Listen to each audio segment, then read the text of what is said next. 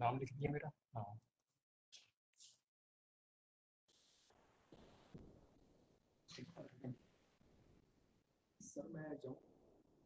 हाँ हाँ ठीक है ओके जा नहीं पीछे हाँ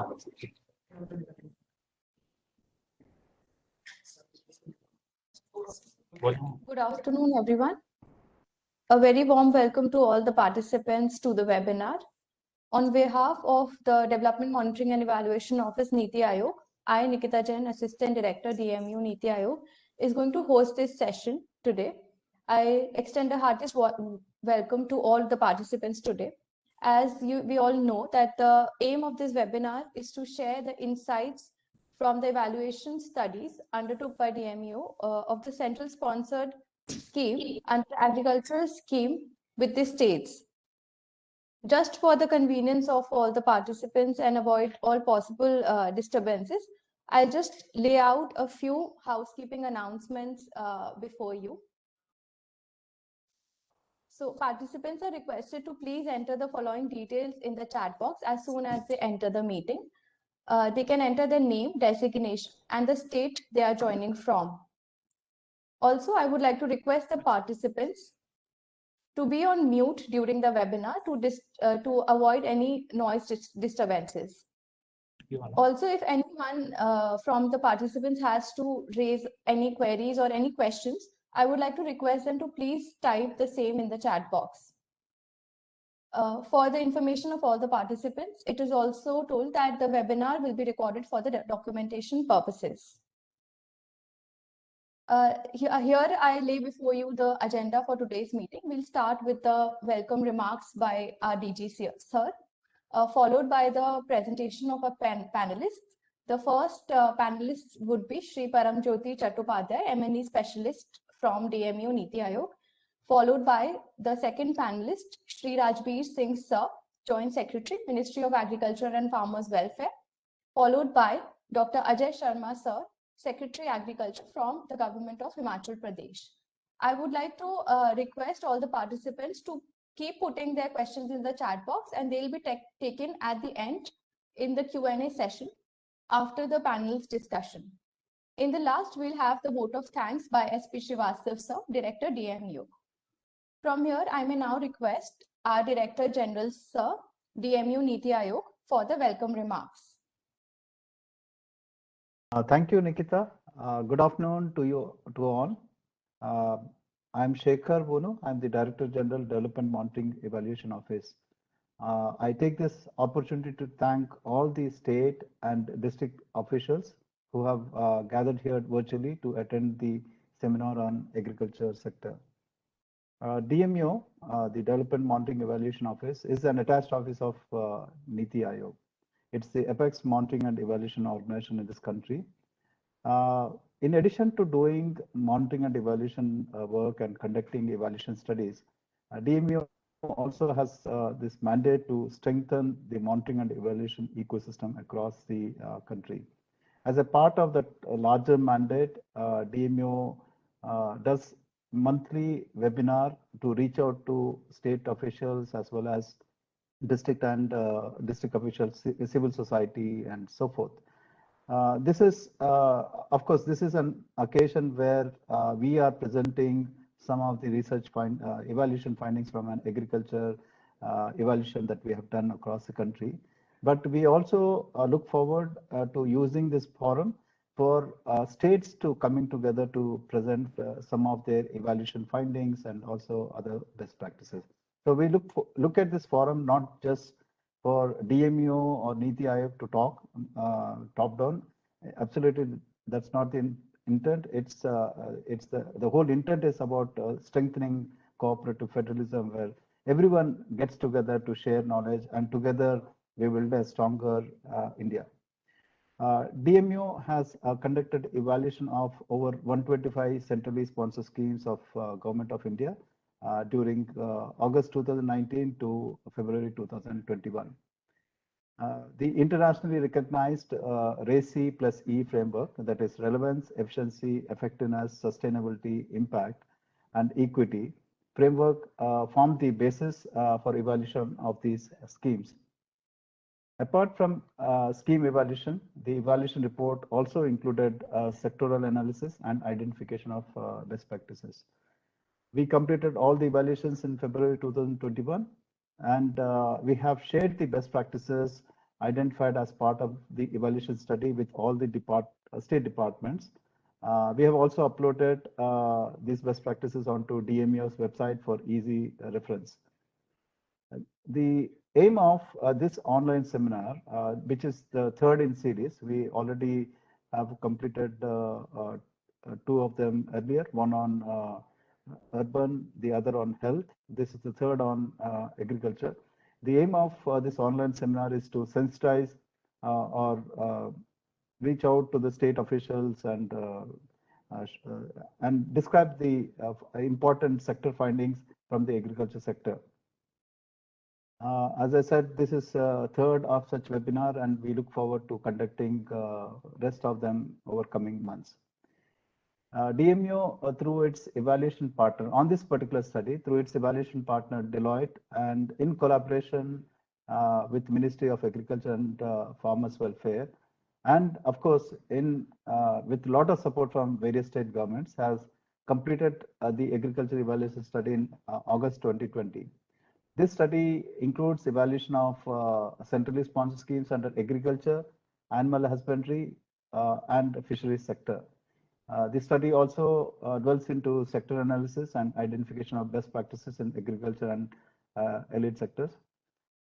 Without further ado, let me introduce the esteemed and key panelists here with us today.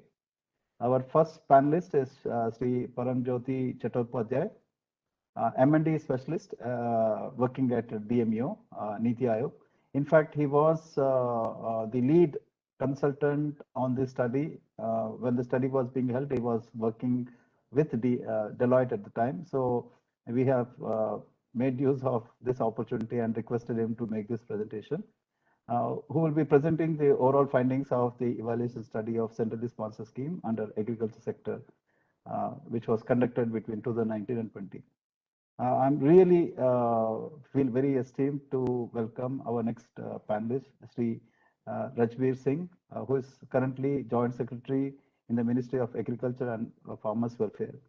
Sri Rajbir Singh is an officer of Indian Forest Services from 1991 batch. He holds postgraduate degree in agriculture, PG degree in forestry, MPhil in social science, and postgraduate diploma in public administration from various reputed Indian universities.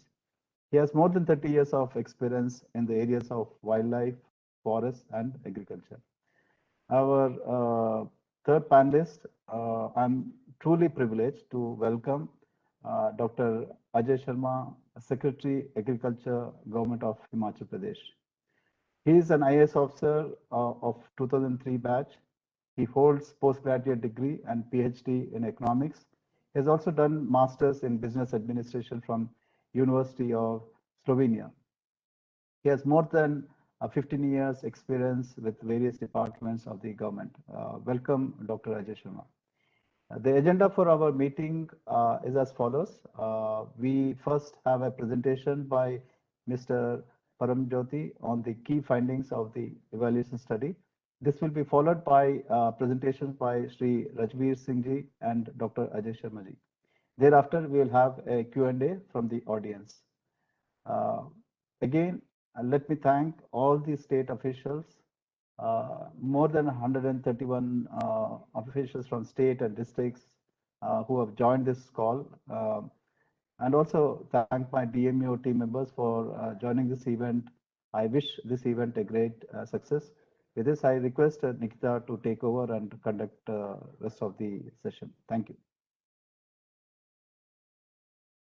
Thank you, sir, for your kind words. I would like to now request Paramjyoti Chattopadhyay ji to please share his findings from the evaluation study. Thank you, Nikita. I'll just share the presentation.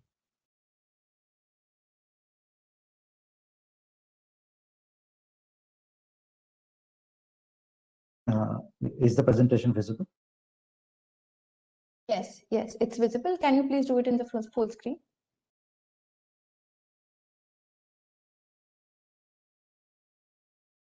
Yeah. Yes, it's visible. Thank you, Nikita. Good afternoon, everyone. So today, as Dijisha mentioned, that we are going to share some of the key findings of the evaluation of the centrally sponsored schemes of package 1. So that was the agriculture and allied sector. So it was a very detailed study which was done covering 3 subsectors: agriculture, animal husbandry, and fisheries. So for today, we are going to present the key findings of the agriculture sector. So, in terms of the structure of the presentation, so this is broadly how we will approach it. So first, I will give a brief overview of the background and the objective and the scope of the study which was conducted. Then briefly, I will talk about the approach and the methodology which was taken up for the study. And then, of course, the findings part will come for the agriculture sector, where we will talk about the sector level analysis which was done. Then the individual scheme level, I'll give you some examples of the individual scheme level analysis. And also finally, then the umbrella scheme level analysis which was done along with the recommendations which were made.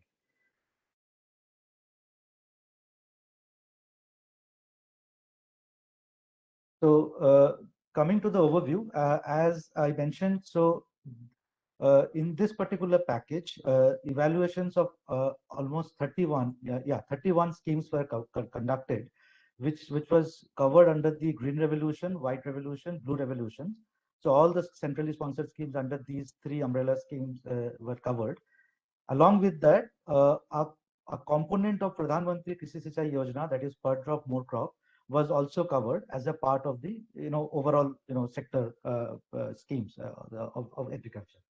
So DMO commissioned this independent third-party evaluations in 2019 and it was completed in August 2020. And the primary objective of this study was to determine the rationalization of the schemes before these schemes came up for the fresh appraisal, and also to provide strategic inputs to unlock the growth potential of the sector through these particular schemes which are being evaluated.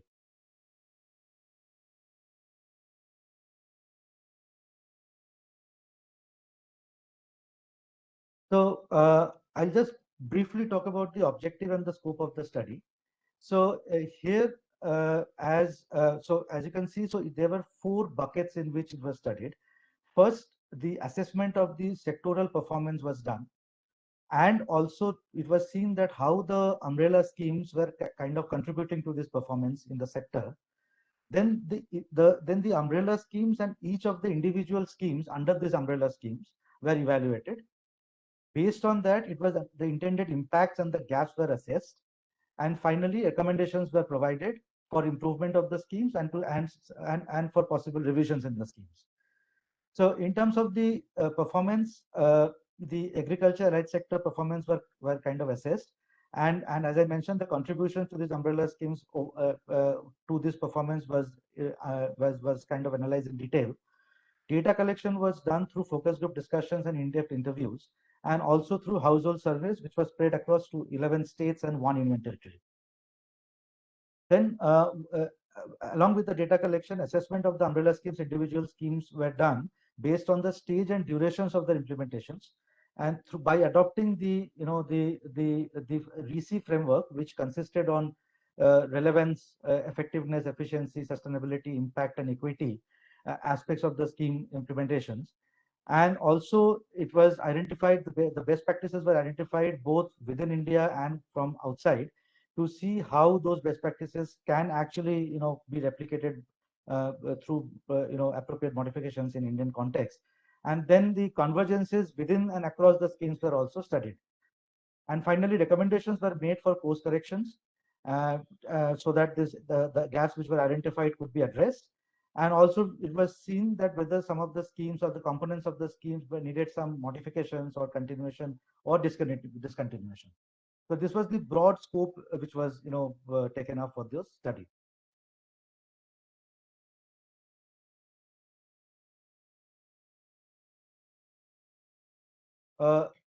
Now coming to the approach part.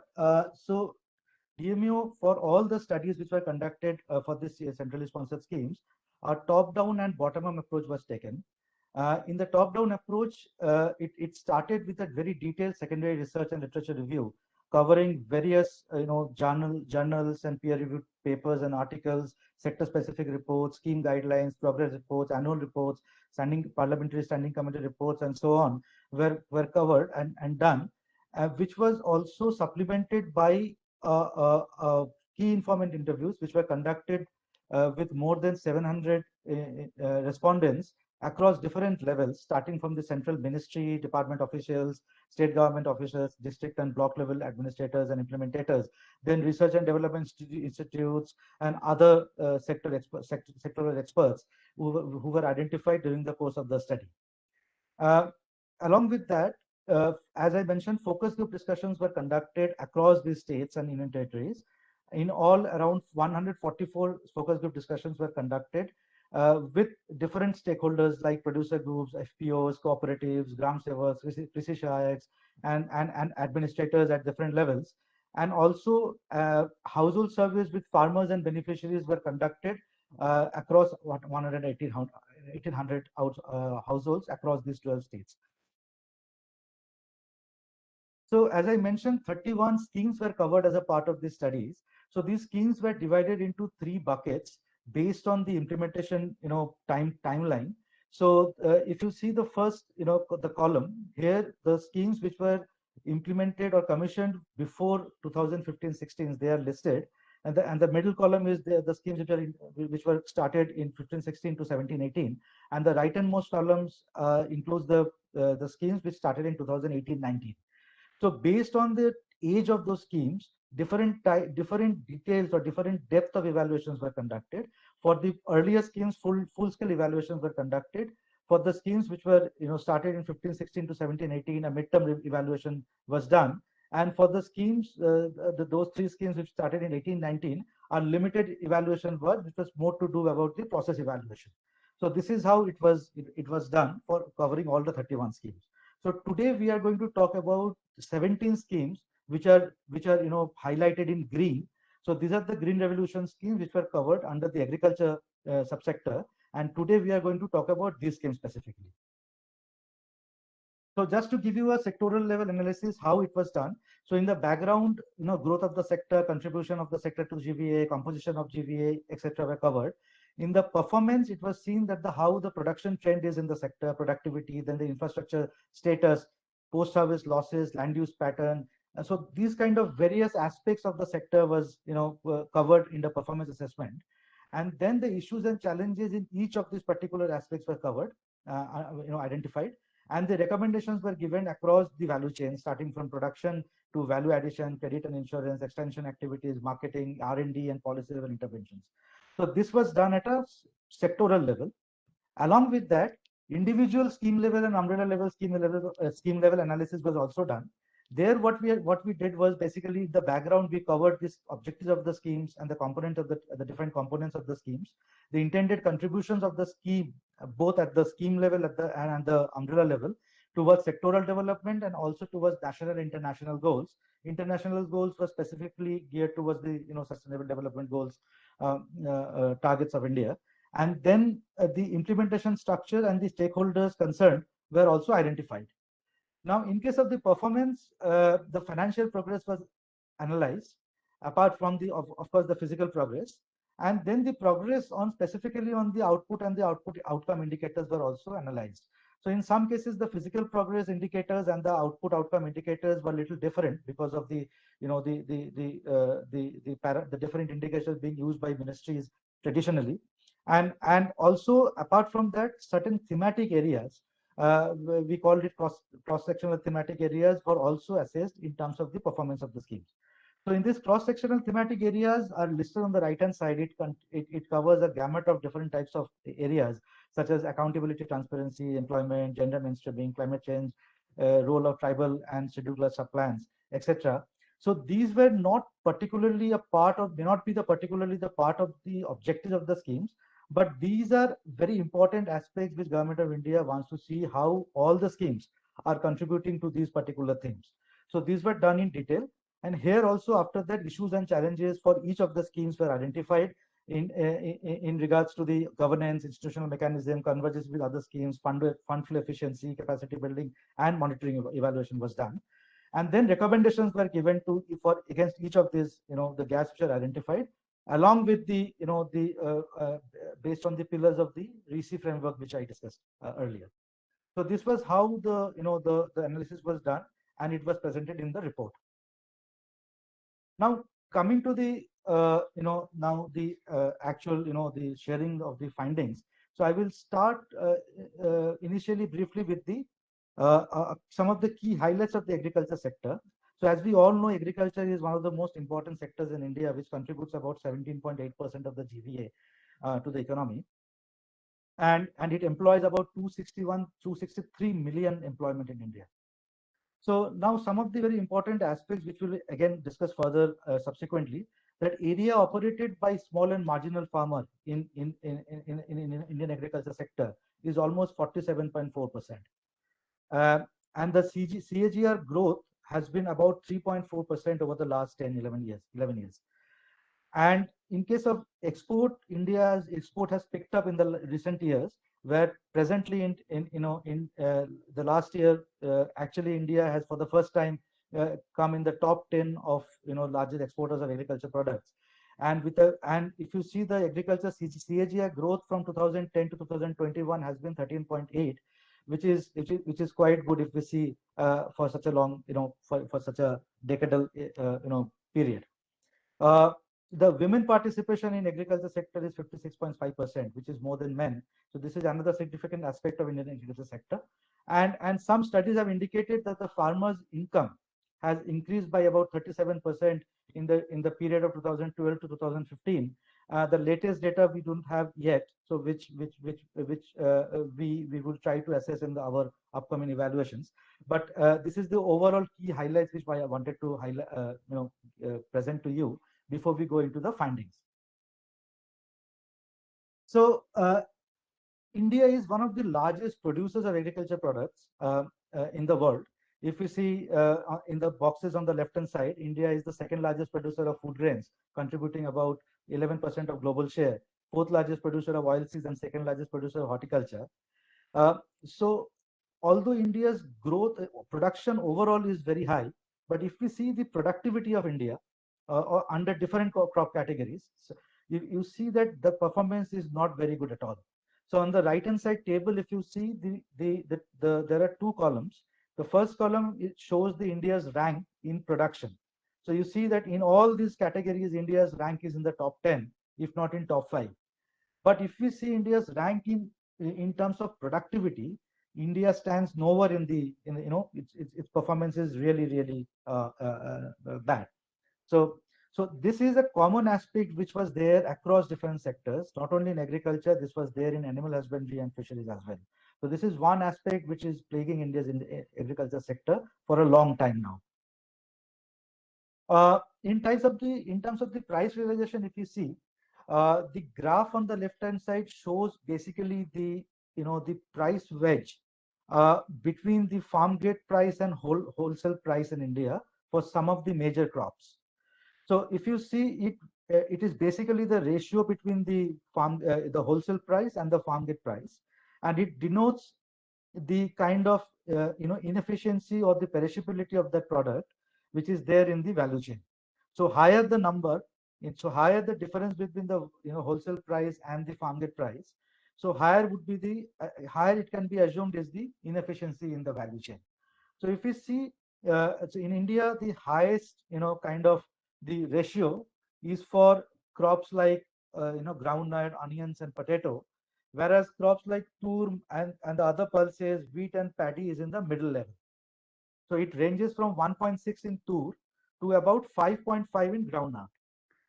So now just to give a comparative analysis, if we compare the same, the ratios during the same years with USA, we see that USA's price dispersion was in the range of 0 to 1.7. So India's lowest the ratio is equivalent was basically the highest ratio in the US.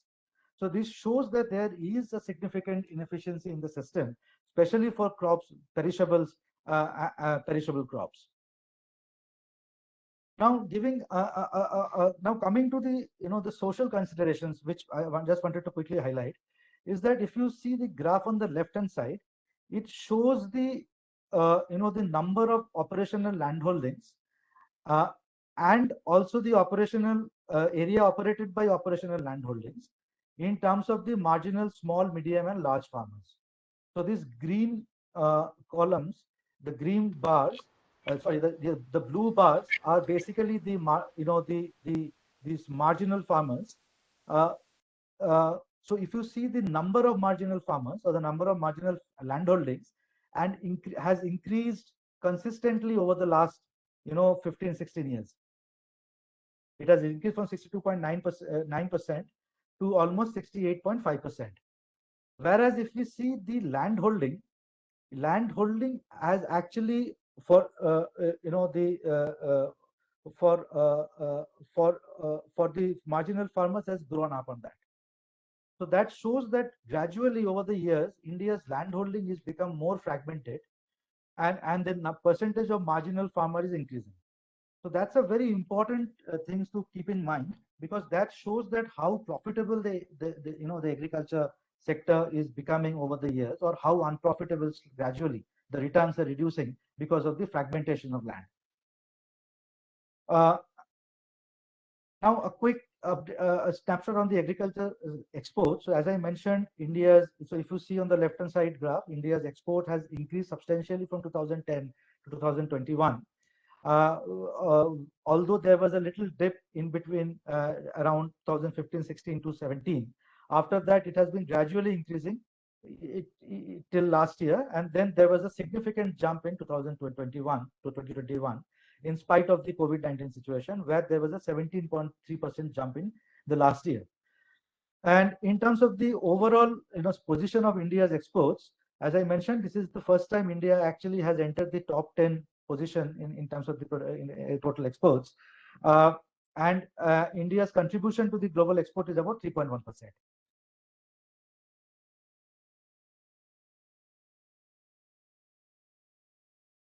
So now coming to this particular evaluation, so these are the schemes which were covered under the agriculture sector. So there were 17 centrally sponsored schemes which were covered, which included Pradhan Mantri Krishi Sinchai Yojana, which I mentioned. This is part of the it's not part of the green revolution per se, but it is a very important and relevant component, which is the per drop more crop component, which was included in these evaluations.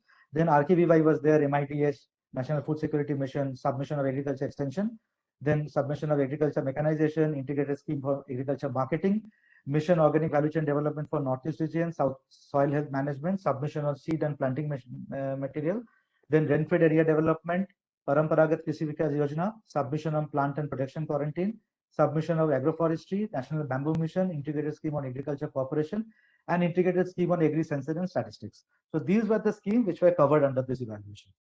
So now I'll because of the time constraint, I will not go into the detailed evaluation, discussion on each of the schemes. I will take just one example to showcase how we had done this scheme level analysis. So I have taken the example of Pradhan Mantri Krishi Sinchai Yojana, the per drop more crop component of it. So as I mentioned, the initial study included the studying and understanding the key objectives of the schemes and the components of the schemes. Like for example, here the key objective was to enhance the adoption of precision irrigation and other water saving technologies, along with achieving convergence of investment in irrigation at the field level and enhancing the recharge of aquifers. So these were the major objectives. We studied the implementation structure and the stakeholders involved in the implementation of these schemes. So from the state level, the national and the state level. For this particular scheme, in the state level, there is a state level sanctioning committee, which actually sanctions the state level implementation plan, and then it does the overall monitoring of the scheme implementation. Then there is a district level. There are district level implementation committees which actually approves the approves and forward the district level implementation plan to the state level sanction committees. And finally, at the ground level, at the village level, the Panchayati Raj PRIs, the Panchayati Raj institutions, they actually kind of assist in the implementation of the scheme at the village level. So then the intended contributions of the schemes were also assessed to the sectoral performance. So there is, so it is obvious that this scheme is a very important component in the overall agriculture sector, where India is having a water scarcity already. And so it actually promotes water saving devices and water saving up to 40% through micro irrigation. And it also helps, it has potential to help in reduction in use of fertilizers as well through fertigation. So that actually kind of confirms the very important role this scheme plays in the overall sector. And in the National Development Agenda, this comes under the doubling farmers' income initiative of Government of India, where one of the major components is modernizing agriculture through diversification, adoption of innovation and efficient technologies. And it is of course aligned to several of the sustainable development goals.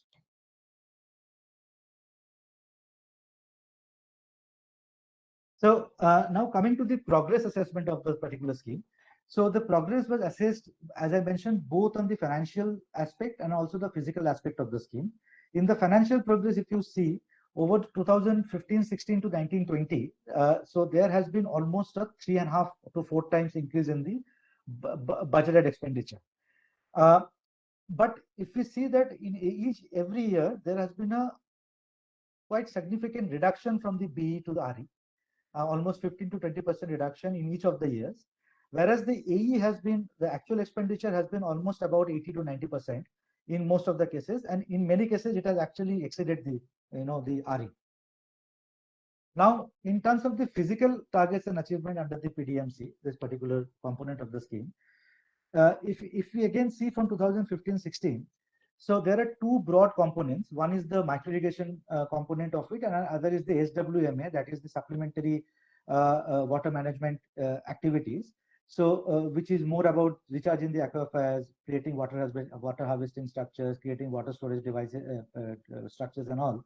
So these two components, if you see, the micro irrigation, the targets and the achievements have been quite well till 2017-18, where the achievements, 2016-17 rather, where the achievements were actually more than the targets.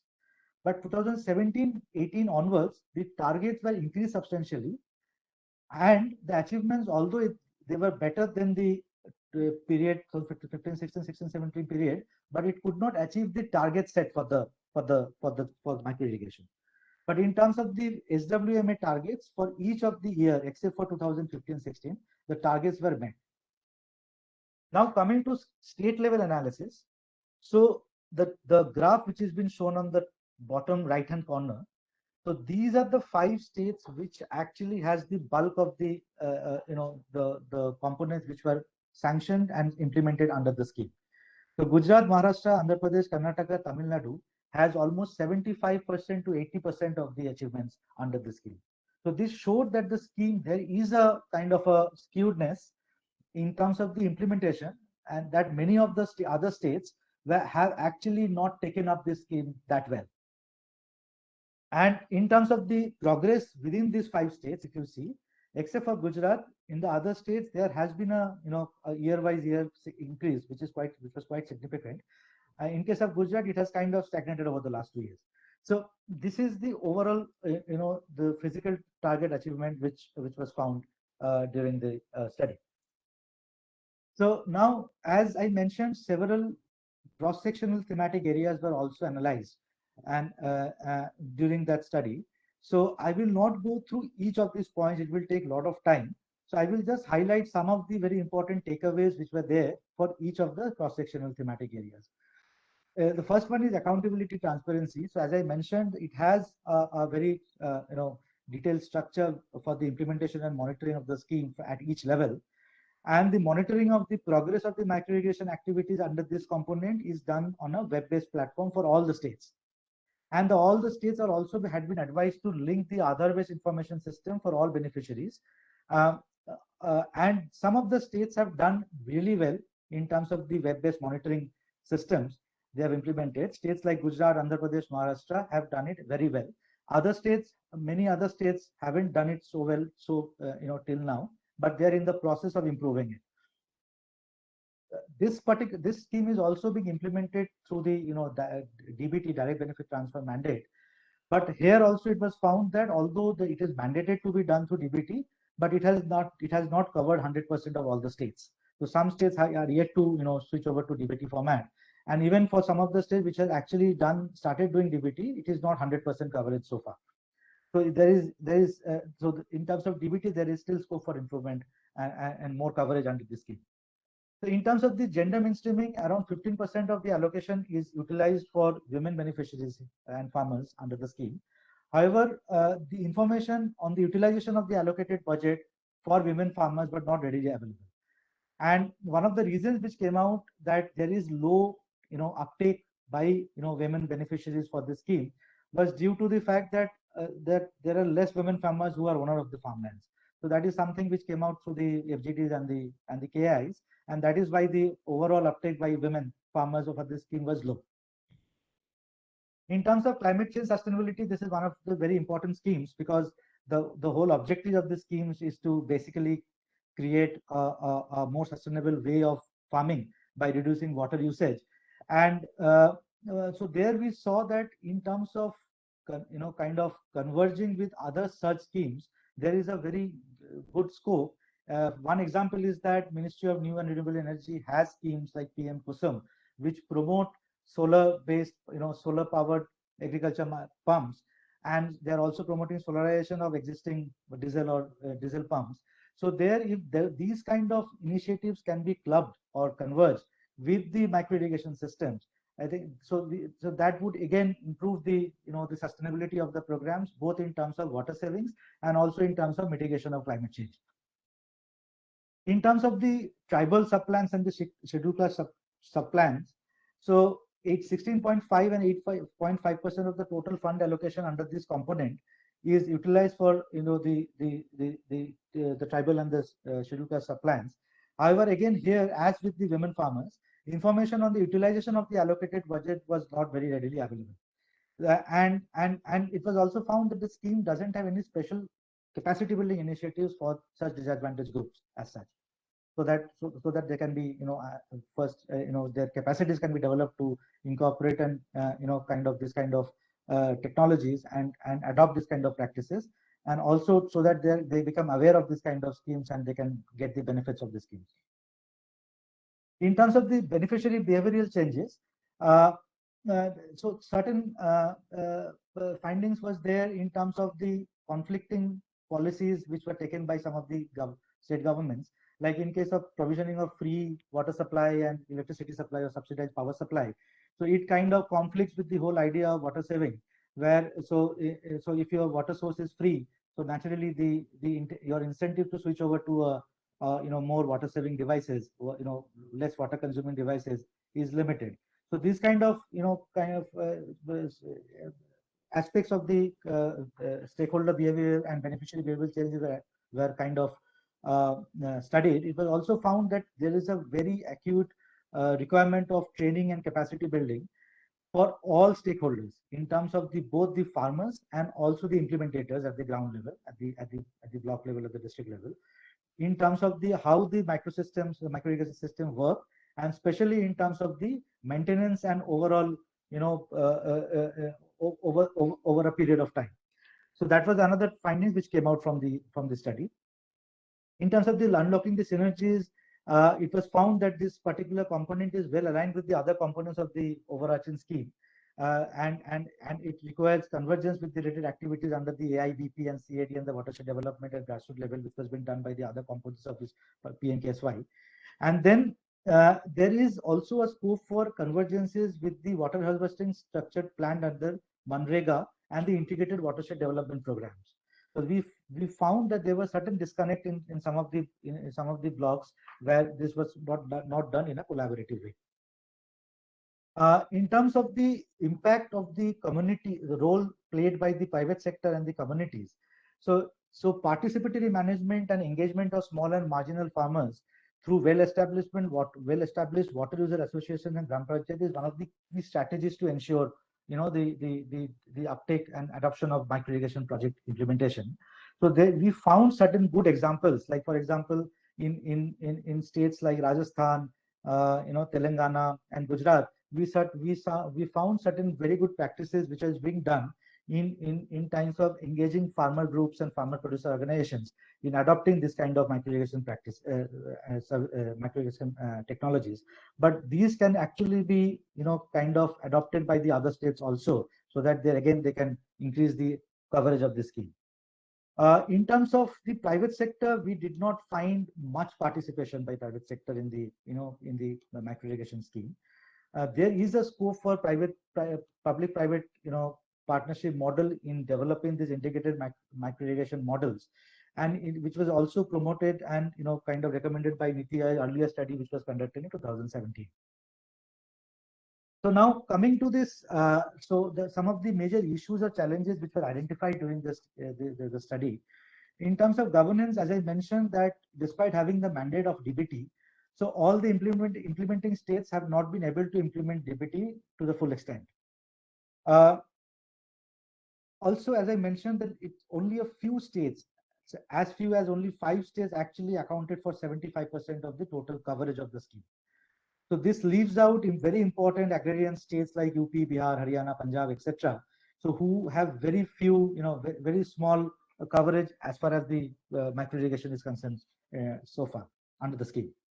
And there are very limited incentive for the farmers and the private sector to get involved in the participatory irrigation.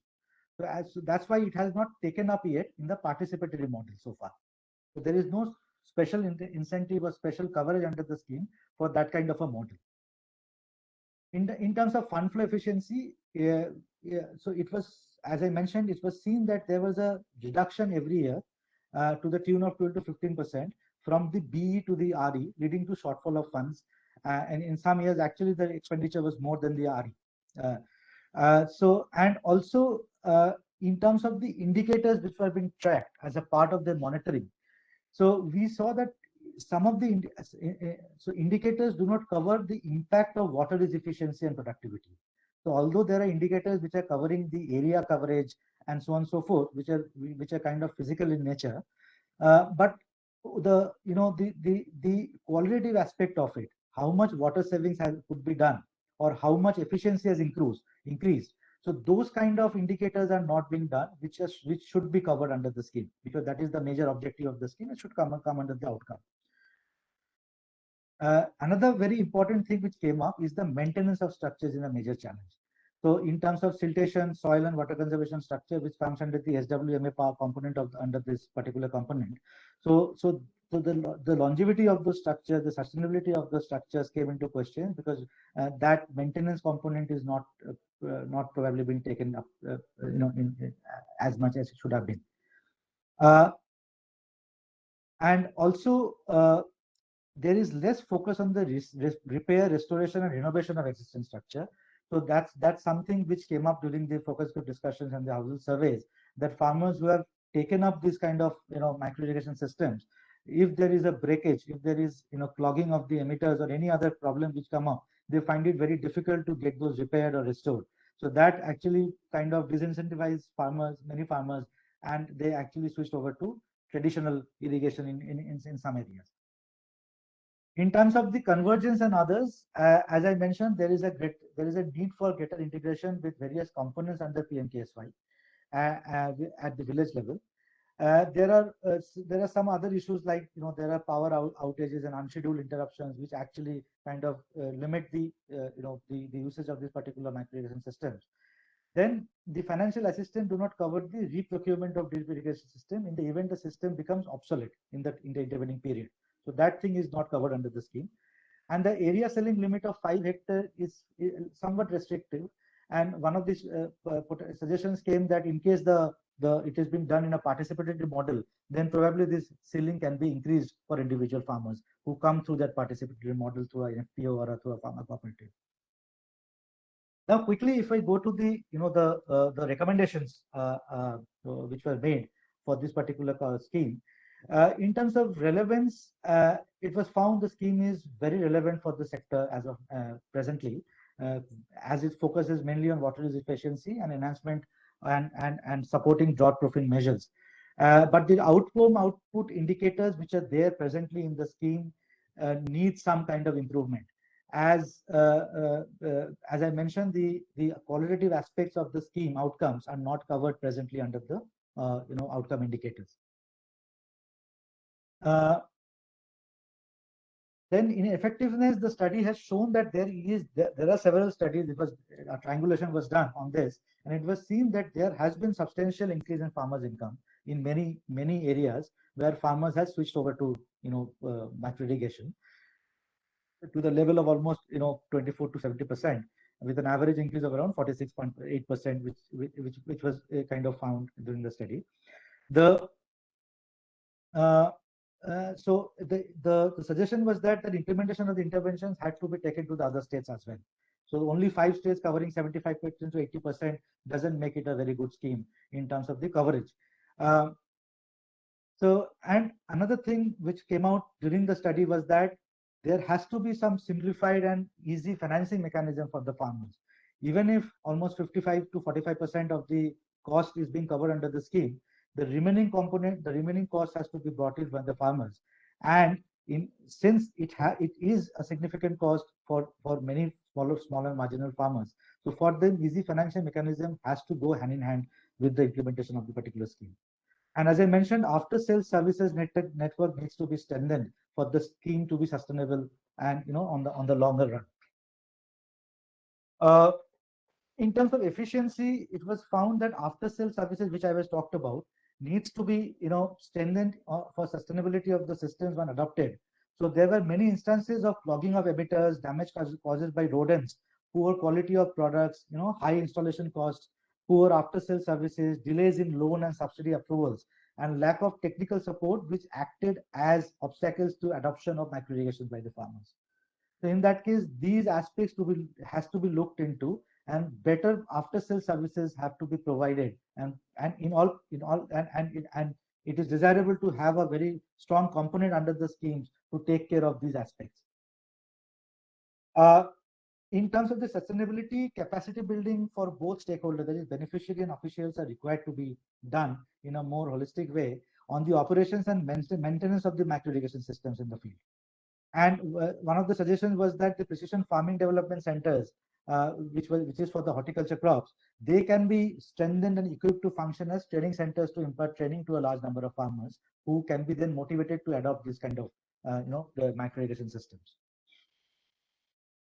In terms of the impact, it was awareness of the farmers in terms of the benefits of this of macro irrigations are limited, which was found during the FGTs and the household surveys. And there needs to have more capacity building programs to sensitize farmers, both in terms of the benefits of the schemes and the components of the schemes for which the benefits are there, and also the benefits of adopting macro irrigation practices. So that is a very important component, and that should be strengthened as a part of the scheme. And in terms of equity, as I mentioned, that there is a need for easy access to information on women and SC/ST beneficiaries covered under the scheme. Presently, such information is not readily available. In terms of some of the cross-sectional recommendations which were made, that the web-based IT model for monitoring, implementation and monitoring of the scheme should be extended to all the states which are implementing this particular scheme. And the micro irrigation implementation should be prioritized in districts and blocks which are water scarce, water stressed, or critical in terms of groundwater availability. So presently, they are only considered in 5 states. In other states, those particular districts can be identified and special focus should be made on those districts in terms of implementation of these schemes. Awareness I already talked about, which I will not go into again. And integration of the macro irrigation with the new schemes of, of the Ministry of Renewable Energy that I mentioned, is can be effective. If it can be effectively done, I think that can actually contribute more to the sustainability aspect of this particular scheme. Now, so these kind of analysis was done for each of the 17 schemes, and based on that, overall performance assessment was made. So this particular table, so this is this this heat map actually shows the performance of the schemes in terms of financial indicators, output indicators, outcome indicators, GC framework, and then the overall performance on the right-handmost column. So we had given 3 colors. The green is for satisfactory, the yellow is for average, and the red is where the scheme needs improvement. So there was a formula was used where 30% weightage were given to the financial indicators, 30% weightage was given on the output indicators, 30% weightage was given on GC framework, and 10% was given on the outcome indicators. So outcome indicators was given only 10% because in most of the schemes, outcome indicators were not being monitored. So that's why, since that doesn't shows the actual picture of the outcome indicator achievements, so it was given a lower weightage.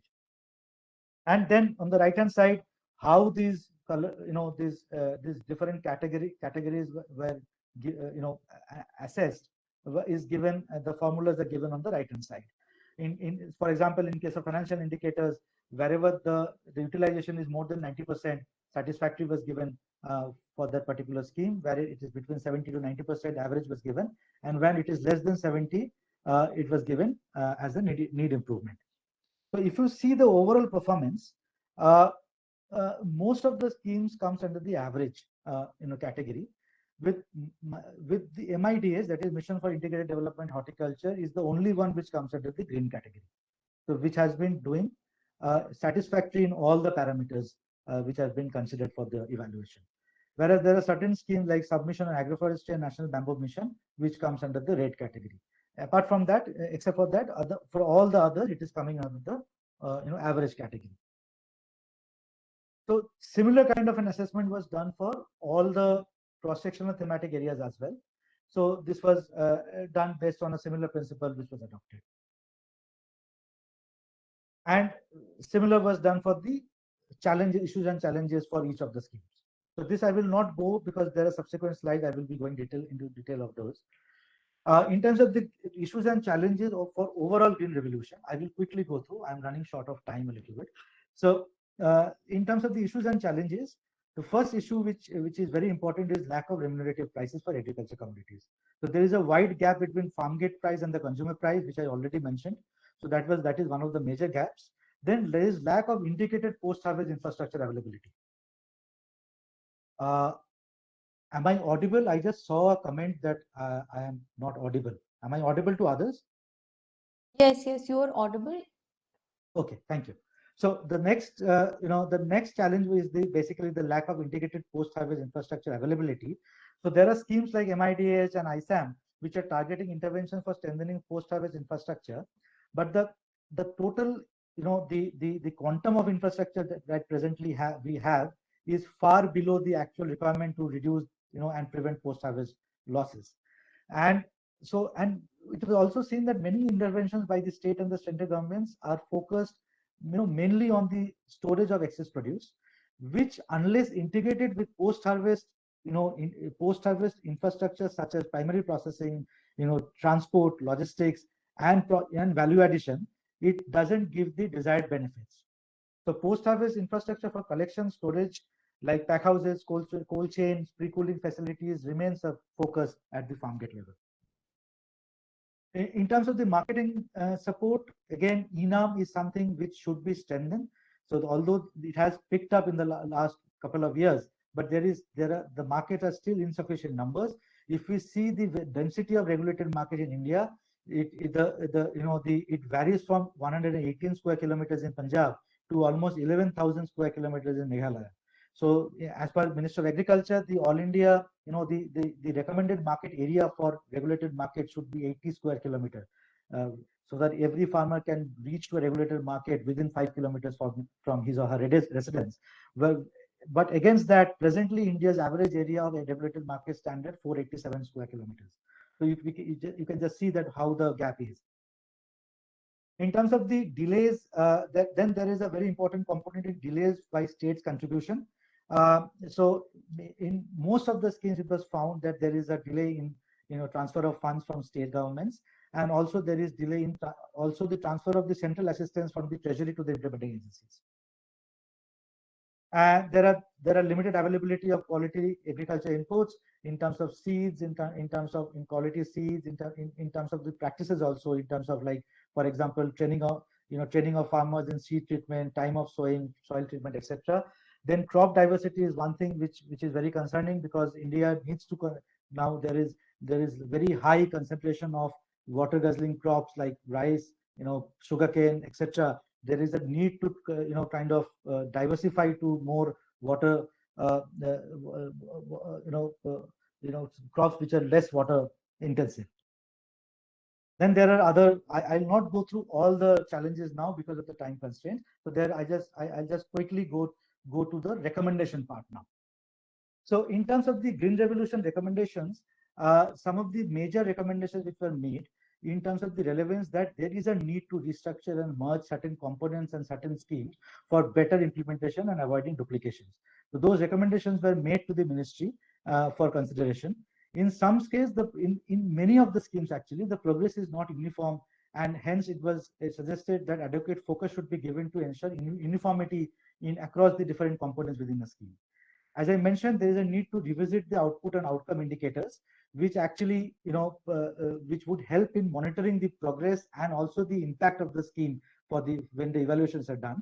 And there is need for expansion of some of the scheme components to make them more comprehensive. Like in case of National Bamboo Mission, there is a focus on product and skill development, but there is a lack of focus in creation of backward and forward linkages. In terms of effectiveness. Sorry, pardon me for the interruption, Param. Due to paucity of time, may I please ask you to wind up your presentation? Sure, I'll do that. Sure. Yeah. So in terms of effectiveness, the delay in release of states' contribution is one of the major factors which has been seen to affect the delay or implementation of the schemes. In terms of MIS, it was found that the real-time data capture is lacking. Although there is an MIS for most of the schemes, but the integration of this MIS across different schemes of the same sector is not being done. Independent third-party monitoring and evaluation is something which needs to be strengthened. In many of these schemes, evaluations are not being done in an appropriate periods, and also many schemes midterm evaluations have not been done. So there needs to be a mandate within the scheme that evaluation should be made mandatory. In terms of effectiveness, it was found that the scheme supporting the creation of value addition infrastructure, the large infrastructure, that may be positioned under the central sector components, because in many of the schemes we saw that the larger infrastructure components were lacking in the centrally sponsored schemes, as the contribution of the state government did not come in time. In terms of efficiency, the one very important component which I also discussed earlier, the physical infrastructure needs to be supported with components of maintenance and upkeep of the infrastructure, which was lacking in most of the scheme. In terms of the supporting infrastructure, such as automated labs for quality assessing, may be undertaken in partnership with private sector players, which is not being done there presently. And there should be, all the schemes should have annual revisit of cost norms, which is not being done on a periodic basis. Our recommendation is that it should be done on a yearly basis, accounting for inflation and other increase of cost for the components. In terms of sustainability, there is a need to focus on demonstration and training of farmers across the schemes. This was very clearly came out from the study. Some of the activities under the scheme provide only one-time physical and financial support. However, the lack of interventions, because this makes the intervention unsustainable. Like I mentioned, in terms of the PMKSY, the maintenance and after-sales services are not covered. In terms of training, there is a very important component of training of board of directors of the FPOs and FPCs in terms of financial managerial operations aspect, which is somewhat being covered under the new scheme which has been launched by the Government of India for formation of 10,000 farmers FPOs. In terms of impacts, the traditional market intervention tools like price support and price signaling may be complemented and strengthened to the use of innovative marketing approaches like future markets, both for within the domestic and the international markets. Many of the state governments we know have already taken up studies to integrate this market with the future markets. This is something which the other states can also take up.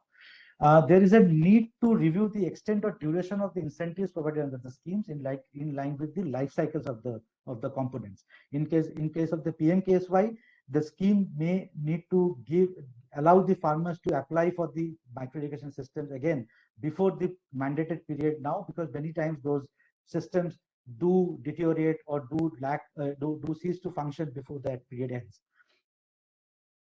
Distribution of performance across the state, we have already talked about. This is something which the state government should actively take up with the ministry.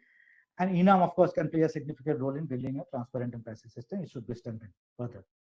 In terms of equity, we have already discussed that there is no information on the SCST beneficiary and the women farmer beneficiary in the scheme presently. It is not readily available. So these data should be captured and maintained in a more regular fashion, so that can be analyzed during the evaluations. And in terms of capacity buildings, we do not have any gender modules, modules targeting genders on other disadvantaged, sections of the society. In terms of the other cross-sectional sector, these things we have already covered. Some of the few things like important things like geotagging should be mandated for interventions for all the infrastructure projects, should be mandated under all the schemes.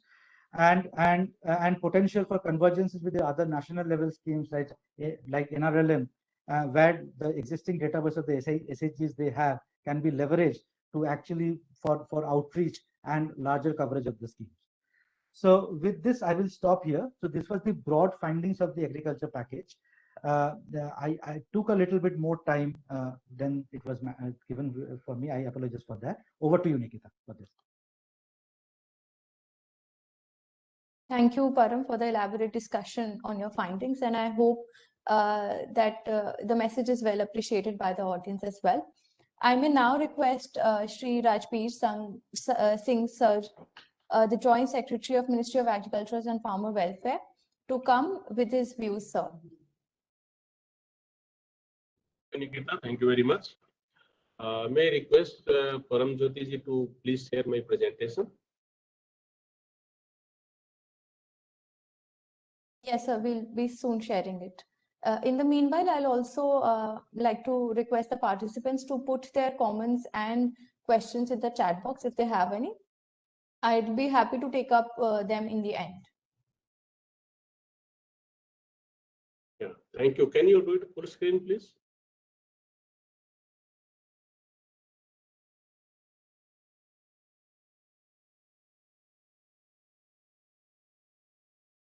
So we'll be doing it from the back end. You can start till then. Okay, thank you.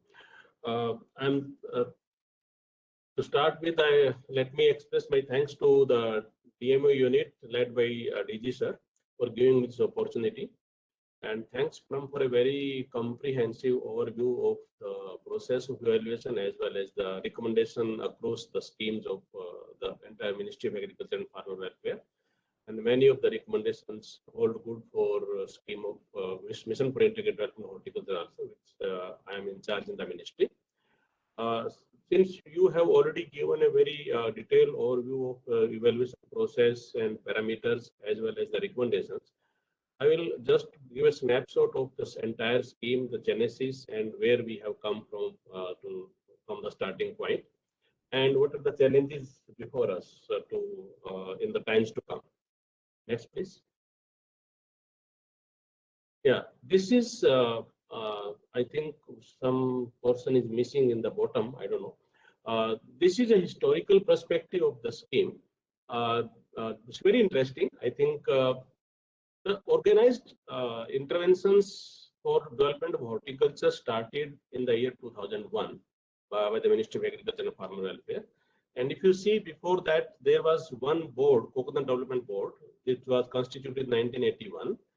followed by National Horticulture Board, constituted in 1984. Before the establishment of Coconut Development Board, there was a Coconut Development Committee constituted in 1965, which was upgraded to a board in 81, and then followed based on the Dr. Swaminathan's committee's recommendation. National Horticulture Board was constituted for development of commercial horticulture throughout the country. Again, then there was no major intervention from the ministry side for development of horticulture, because at that point of time our focus was on the food grain security, and most of the interventions and resources were diverted towards food grain production. This was for the first time in 2001 that a technology mission for Northeast for horticulture was implemented, and it was extended for Himalayan states after 2 years. There was some, after seeing the good results of technology mission Northeastern state, the same mission was also extended to the Himalayan state 2003-4. Based on the experience of 4 or 5 years of implementation of technology mission, it has different components which were implemented by different agencies. Some was by Ministry of Food Processing Industries, one was by PIDA, and one was by ICR, and one of the components was being implemented by Ministry of Agriculture. So, based on the experience and learning of the good results of the technology mission, National Horticulture Mission was launched initially in the 18 states and 284 districts in 2005. So since then, there were different schemes. Some schemes are being implemented by Coconut Development Board, then some were implemented by National Horticulture Board. Then there was a technology mission separately for Northeastern states, Himalayan states, and then a National Horticulture Mission came for the rest of the country. So these things continued till 2014. In the meantime, a Central Institute of Horticulture was also established in Nagaland, particularly to cater to the need of planting material and capacity building in the northeastern states. So all these institutes, missions, and schemes were put together in 2014 based on the learning, the experiences, and the requirement of that point of time. All the missions and schemes were subsumed in one mission for integrated development horticulture 2014. This came into implementation from 1st of April 2014. This is how all the organized and integrated efforts of horticulture development goes from the Ministry of Agriculture and Farmer Welfare. Effectively speaking, before 2001, there was not much focus on the development of horticulture, and because at that time our needs were different to attain the food grain security and all the other issues. Then came the horticulture, and since 2014, I think the focus is very much on the horticulture, and farmers have also done well in this field in spite of the limited resources. And of course, it is gaining momentum, and I can happily say that horticulture has the potential to become the growth engine of the Indian agriculture sector. Next, please. Yeah, this is about the mission. I just told that Coconut Board, then the Horticulture Board, then Mission Technology Mission, then the National Institute of Horticulture, and then Central Institute of Horticulture, and then all by subsuming all the missions and schemes, MIDS came into 2014 with the broad objective of, one was the holistic growth of horticulture sector through area-based regionally differentiated strategies. This is probably, I think Param can correlate with his presentation, because different areas have different kind of intervention, their gap analysis, different kinds of crops and different agroclimatic conditions are there. So the focus of this scheme was to adopt the regionally based differentiated strategies for different areas and different agroclimatic conditions, and to promote, develop, and disseminate latest and state-of-the-art technologies in the horticulture sector, to establish convergence and synergy among multiple ongoing and planned programs for horticulture development. This is very, very important, because many times a question is being raised that there are so many duplications. But I must clarify that there is no duplication, only it is a convergence, because we are converging so many things. In case of MIDS itself, if I tell about horticulture mechanization, so there is no duplication, because all the components and cost norms of our mechanization divisions are only adopted in the horticulture mechanization to give a package solution to the beneficiary, because otherwise he will go to different agencies for micro irrigation to some other division, for mechanization to some other division, and for cultivation and protective cultivation horticulture division. with the convergence of all the schemes, there is no duplication and there is no overlap of the cost norms and the components. This is perfect example of convergence. Then the basic objective is to generate employment for skilled and unskilled persons, especially unemployed youth, and promote horti enterprises. This is also a very interesting area.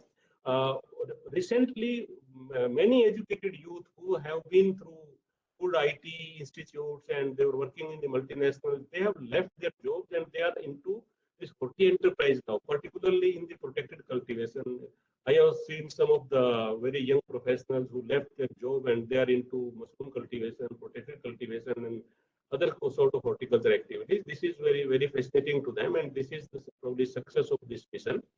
And the overall objective was to enhance horticulture production, augment farmers' income, and strengthen nutrient security, which by and large probably the mission has been able to successfully achieve these objectives. Next, please. These are the sub-schemes of mission because these are all the schemes which are existing in different compartments which were subsumed, which I just told in the first slide. Next, please. This is a snapshot of present scenario of horticulture in the country, vis-a-vis world.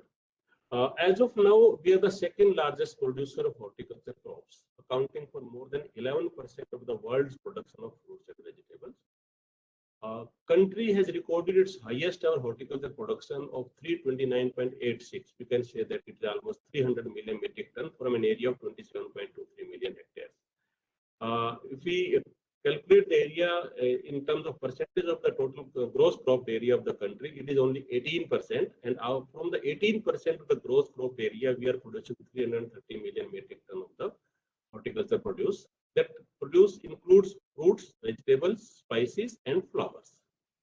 The export from fruits and vegetables alone is pegged at around more than 11,000 crores, which is not very much, keeping in view the quantum of production, the exports are a little on the lower side. If we come to the second bullet on the right hand side, India's share of horticulture export in global trade stands at 1.7% in the vegetables and 1.5% in fruits respectively, which is probably among the lowest in the producer countries. There are several reasons.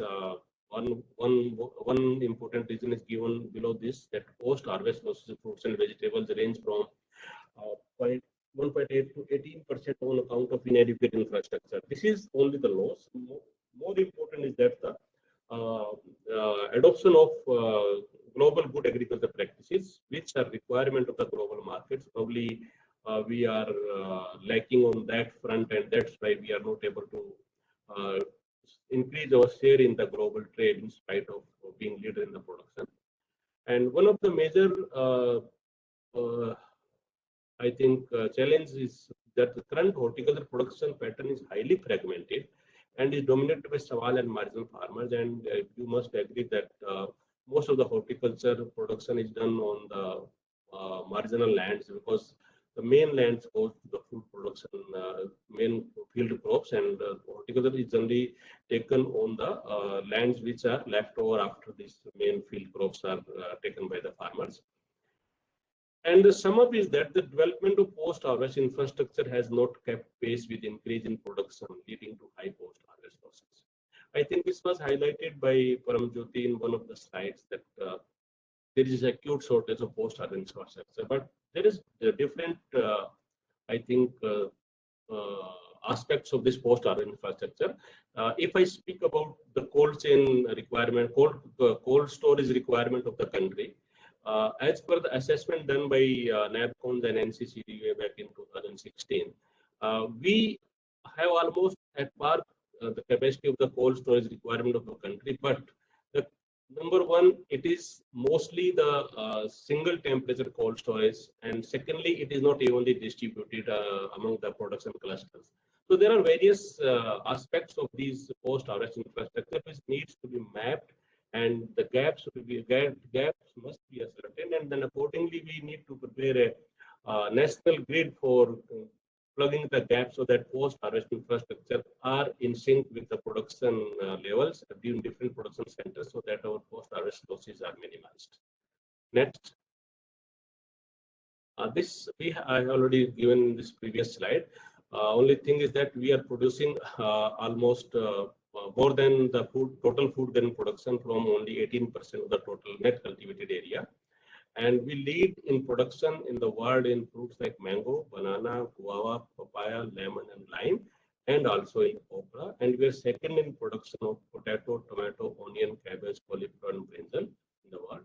In spite of being leader almost on second position in production of onion, particularly, the situation becomes very volatile after every second or third year, only maybe because of the low post-harvest, poor post-harvest handling of the produce.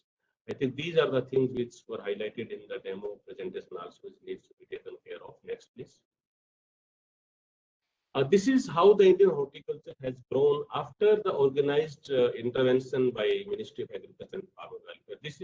This slide gives some sort of satisfaction that yes, efforts have really yielded some fruits, but there is no place of complacency. We should not be complacent at this stage, because we have achieved good results in production, but a long ways yet to I think travel by way of post-harvest handling of produce, then value addition, then marketing, branding, and export, increasing our exports and reducing our imports.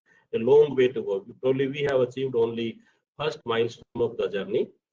This is a good slide to see at that we have increased our horticulture production by 65%, and area, and production almost double the area. It means our productivity is also increased considerably.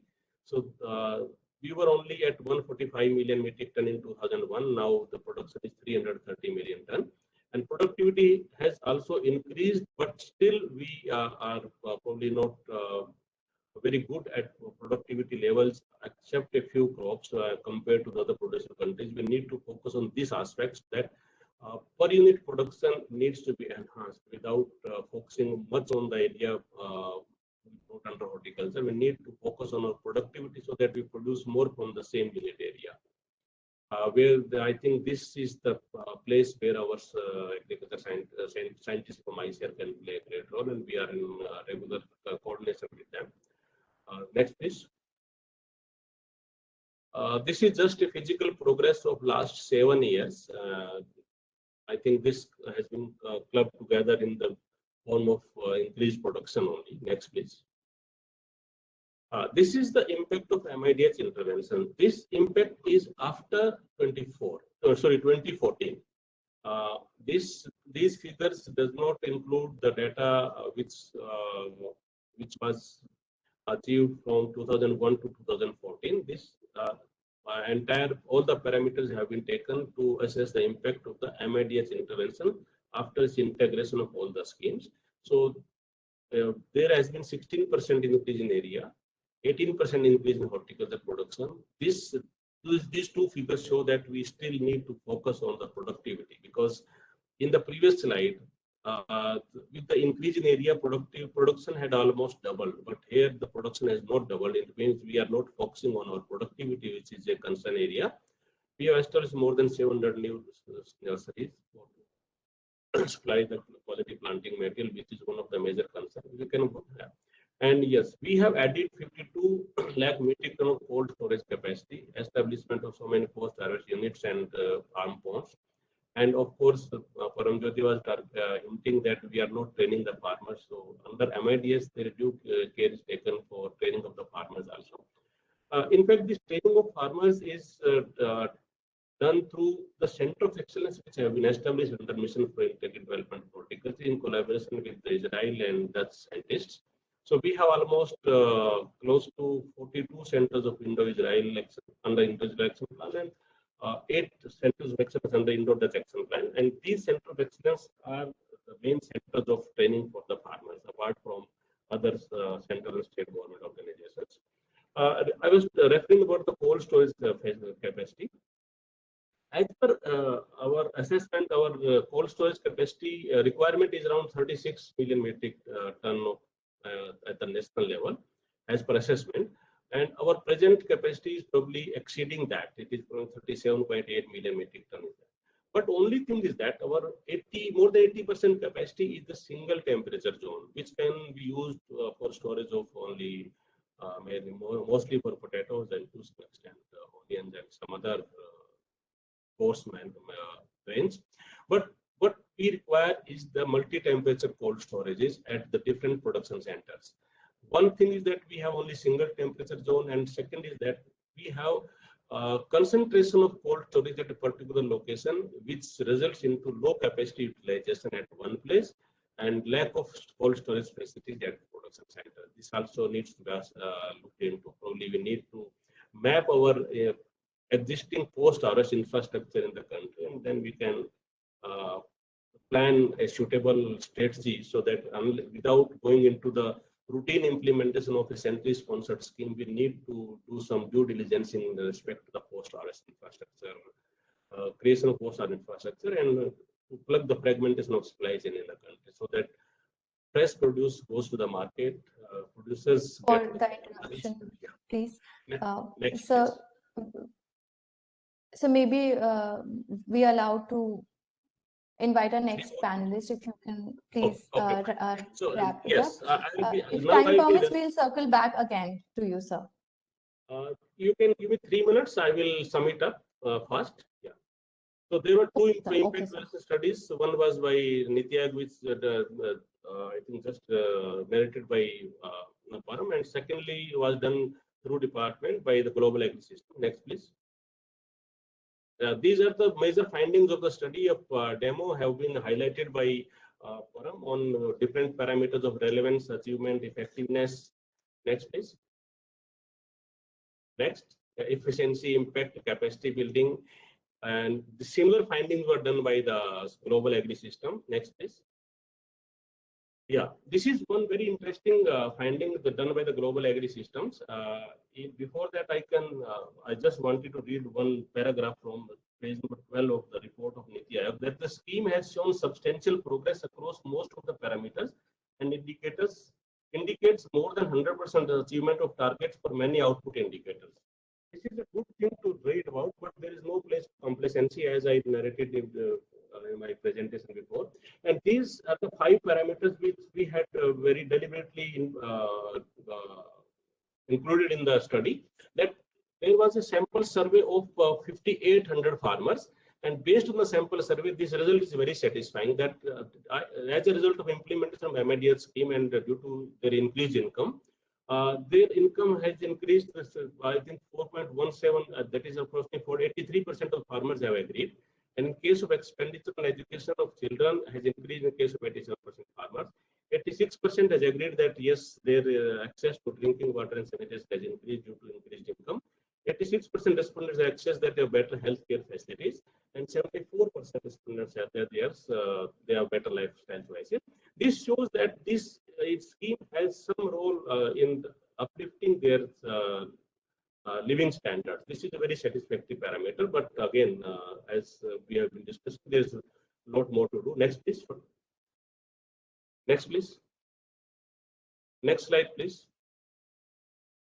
Yeah, there are certain challenges. There's a small scale of farming. So this land holding is very small and fragmented. More than 80% farmers are small and marginal farming.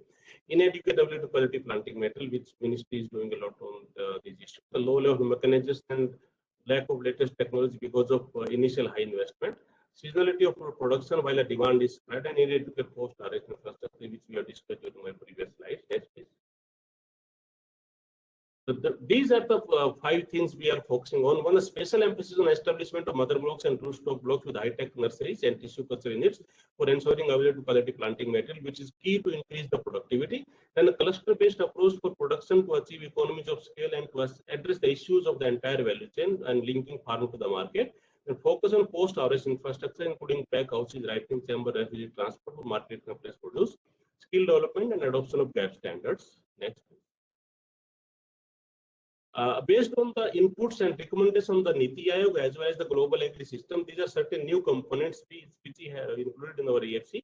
EFC have been approved by Department of Expenditure. Now the cabinet note is under preparation. Probably, hopefully, the major focus of this year will be adopting all the solar-based technologies in the horticulture sector, which are approved by Residential Solar Energy. So we have taken care of that. All the solar-based energies will be adopted to adopt the green energy system and reduce load on other conventional system.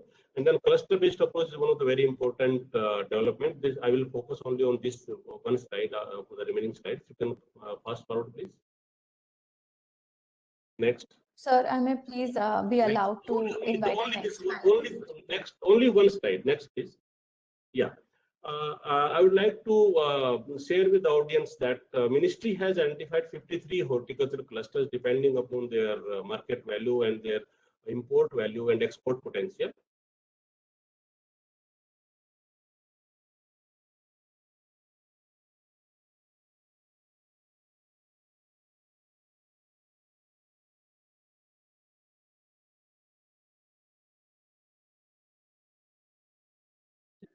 I think that was my last slide, if you can allow me. Sure, sir. We'll just switch it.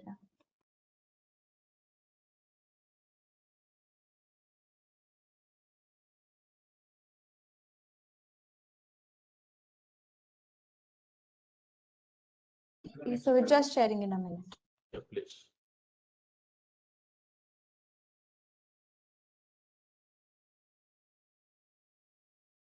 Yeah. In fact, ministry has identified 53 potential horticultural clusters to focus in a cluster, to develop them in a cluster-based approach, so that either import is reduced or export is increased in these clusters. So initially, the ministry has launched 12 clusters on a pilot basis, because this is one of its kind program where cluster is not a unit area, it is a geography. And based on the learning lessons from the 12 clusters, the program will be upscaled for 53 clusters. The initial 12 clusters are two of apple, Sophia and Kinnaur. One is mango, Lucknow, West Jaintia Hill for turmeric, Sipai Zilla for pineapple, Mehbubnagar for mango, Anantpur for banana, Theni for banana, Chitradurga pomegranate, Solapur pomegranate, Nasik grapes, and Kutch for kesar mango.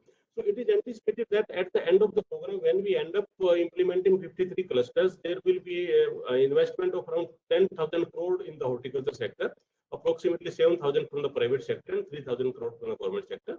And it is expected that 10 lakh farmers will be benefited and 80 lakh metric ton of produce will be handled. We are anticipating to increase exports by 20% of these major crops. And one last slide, that convergence which we are focusing. You can, yeah. This is the convergence initiative, which the cluster program will be focusing the convergence of these many schemes and ministries, and there is no duplication. This is a convergence. And last, on the bottom right hand side, the agricultural infrastructure fund is the one type of financing facility launched by the ministry for 1 lakh crore, where this fund is available over and above the existing scheme benefits, including subsidy. It is a financing facility at the rate of 4% of interest and without any collateral up to 2 crores of loan for creating farm proximate post-harvest infrastructure. Thank you very much. Thanks for giving the opportunity. Thank you, sir. Thank you for sharing your insightful thoughts on the same. I would now like to request our third and the final panelist, Dr. Ajay Sharma, sir, Secretary Agriculture, Government of Himachal Pradesh, to please share his thoughts. Sir, I would ask you to please keep it brief so that we can also have questions from the audience. Sure, Thank you, sir. Very good evening to all of you. I'll try to be within my allotted slot.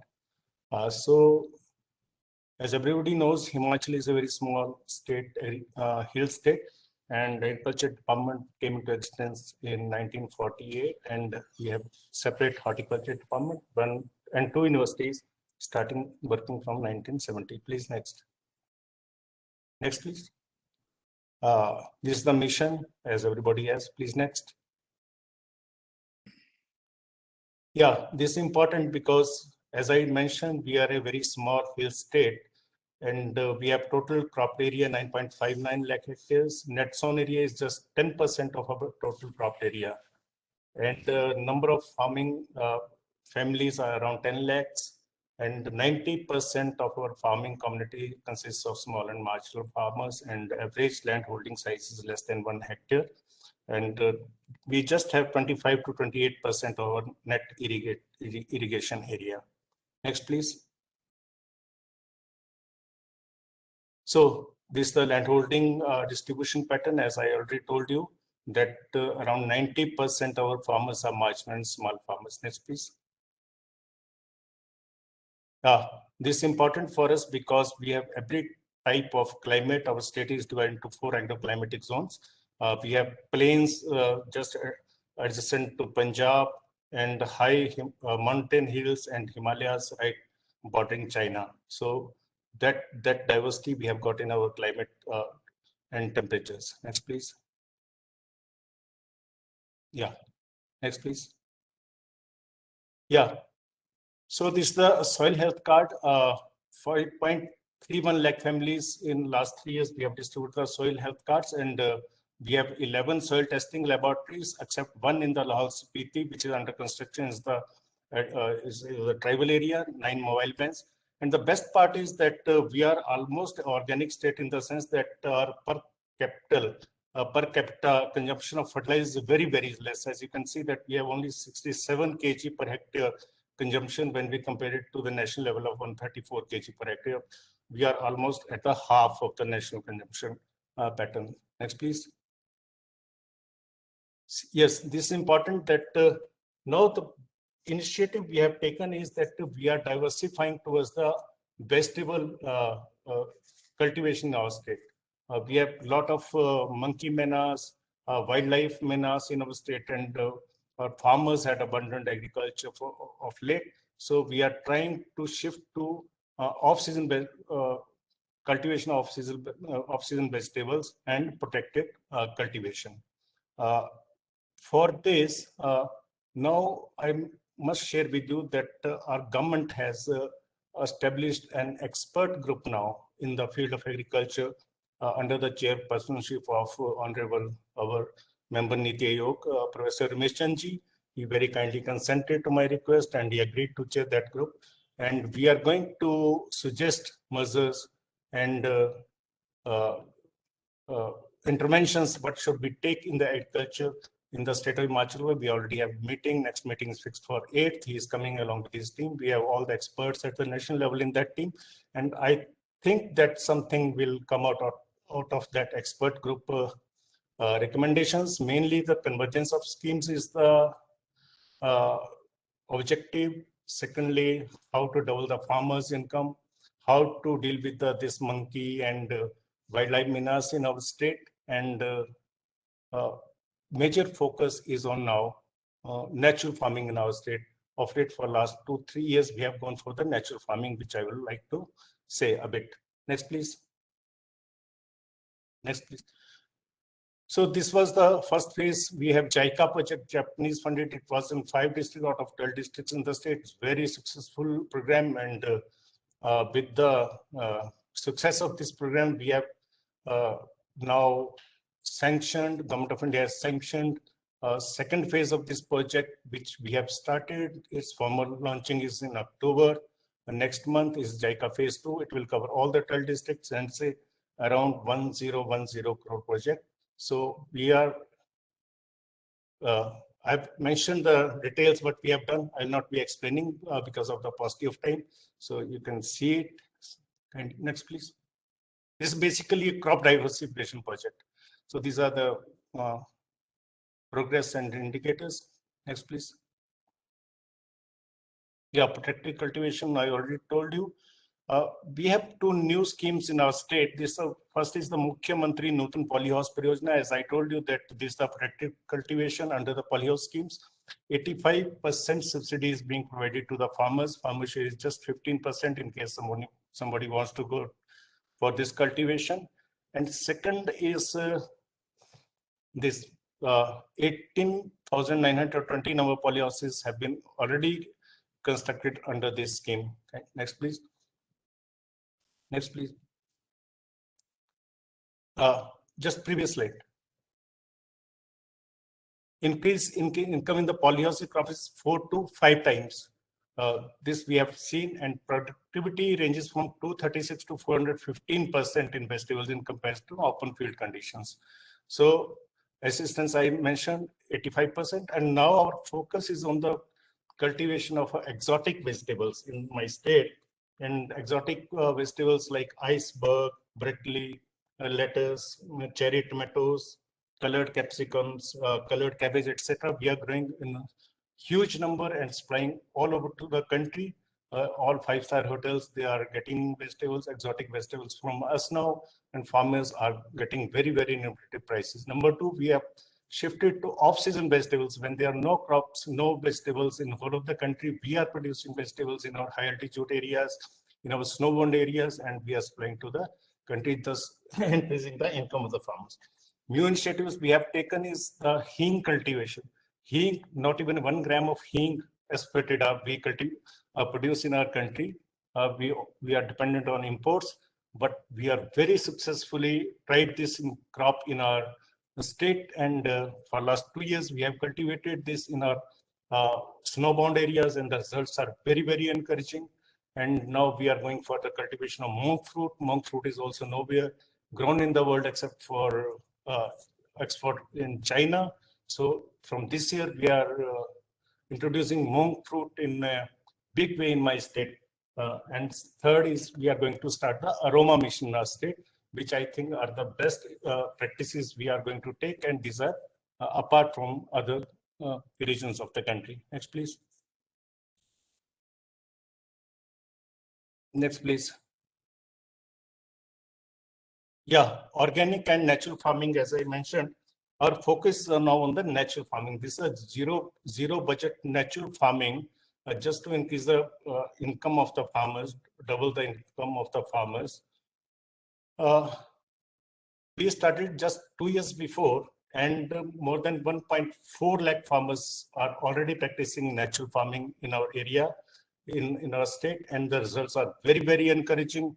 And now we have decided to take it on a big way, and results are really encouraging, and we will try to become the first natural farming state in the country in next few years. That's our mission now. Next, please.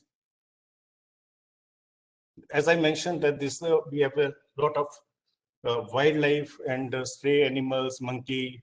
So to deal with this problem, we have launched a new scheme, Mukhyamantri Khet Sanrakshan Yojana. So 80% to 85% of subsidy we give to the farmers, and this is solar fenced farming, so that when stray animals or wild animals come into contact with those wires, they get a little bit current, and our crops are protected. So it's a very popular scheme, and we have built cow sanctuaries in our area. We have established a Go Seva Ayog for this purpose, and now from this month only we are making these gaushalas self-sustainable in public-private partnership by making these smart gaushalas. We have invited the bids, and we have selected the partners. So on profitable basis, we are going to start these gaushalas now. Next, please. This is micro irrigation thing. I will not go through this. Everybody knows about this. We are focusing on sprinklers and drip irrigation. This is major focus of us. Next, please. This is a mechanization. So this mechanization is very, very popular in our state because we have a terrace-like fields, very small fields in our state, and big machines are not popular. So like we have shown in the picture, these small power weeders, these are very, very popular, and a lot of demand, and we are shifting towards these now. Next, please. Yeah, as was mentioned in the original, in the Chattopadhyay's presentation about the ENAM, we have just 63 markers in our state because, as I mentioned, as a very small state, Himalayan state. So out of these, 19 markets are already connected on the ENAM, 10 more are in the pipeline for which permission from Government of India is awaited. Market fee of 1% is charged on apple. Apple is your major crop, and that too on the apple which is sold outside the state. When it is traded within the state, there is no market fee. So our fruit vegetables are without market fee. Just when trading takes outside the state, we charge 1% market fee. And ENAM, I think our performance in the country is has been ranked as one of the best. Next, please. Yeah, as I mentioned, this is the hing cultivation in collaboration with CISR, ICBT, and yeah, that's all. I think that's all. Thank you. Next.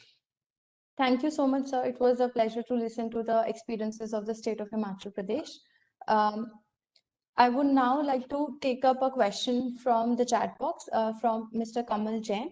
Sir, Mr. Kamal Jain, sir, the entire agriculture portfolio is segregated in multiple departments such as horticulture, agriculture, veterinary, etc., with many more verticals supporting domains. Do you think that the current scenario of diverse farming, it would be more efficient and effective to bring them under one planning and policy umbrella? If somebody from the panel would like to take Mr. Param Jyoti Chattopadhyay or Shri Rajbir Singh, sir.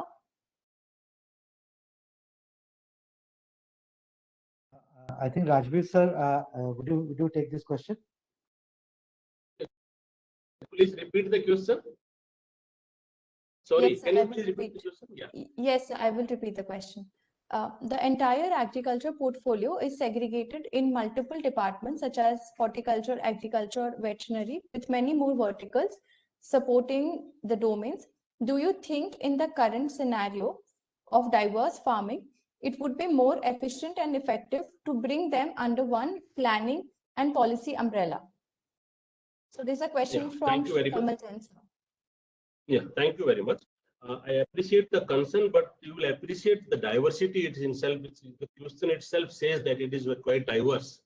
And I think to have a focused approach, and in particular areas where we need more attention, it is desirable to have separate schemes, but we have a umbrella scheme, the RKVY, Rashtriya Krishi Vikas Yojana, where the state governments have full liberty to use the components and the funds the way they want and where they want.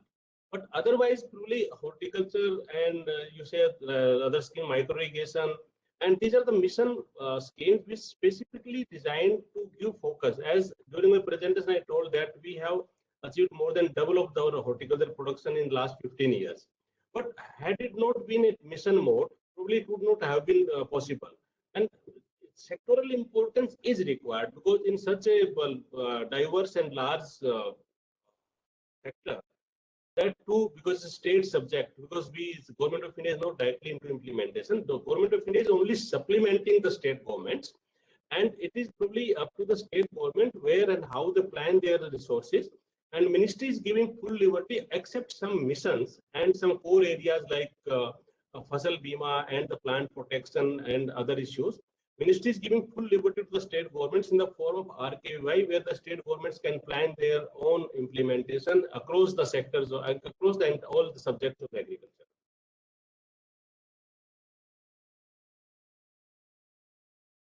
Thank you for your answer, sir. We have received some suggestions and feedback from some of the states in Madhya Pradesh, Tamil Nadu. Thank you so much for the feedback in the chat box. Also, I would now like to request SP Srivastav, sir, to please extend the vote of thanks. Thanks, Speaker. So it's my privilege to propose the vote of thanks. I would like to express my gratitude to all panelists for their presence and contribution to make this webinar a grand success. I extend my gratitude to Shri Rajbir Singh, Joint Secretary, Ministry of Agriculture and Farmers Welfare, Government of India, and Shri Ajay Sharma, Secretary Agriculture, Government of Himachal Pradesh, for taking out time from their busy schedule to grace this occasion. I would take this opportunity to thank our DG, Dr. Shekhar Bonu, for his constant guidance and support, and Shri Param Jyoti Chattopadhyay, MNE Specialist DMO, for presenting the key highlights from the UCSSC evaluation study. The online webinar today is a result of our deep commitment for strengthening capacities of state functionaries as per the vision of NITI Aayog for cooperative and competitive federalism. I would also like to especially thank Principal Secretaries of Planning and Agriculture Departments of the state governments for their cooperation and support. A special thanks to all participant team members and MNE nodal officers from DES as well as district authorities from all the states and UTs who have joined today. I hope that today's session will help you in coming up with new ideas for your individual areas of operations. I would like to mention that we have shared a compendium of best practices emerging from agriculture and allied sector and sector report with the state governments, and the same is also available on DMU website. At last, let me thank my state matrix team led by Urvashi and Venu and entire DMU team members, state models who made this online webinar happen.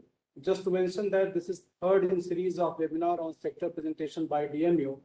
The next webinar, that is fourth, will be held on 13th October on evaluation of education sector, and we will intimate you the details over email. So thank you all once again for joining this webinar. Have a nice day. Thank you very much. Thank you, sir. We at DMU, Niti Aayog really look forward to more avenues for engagement with the states.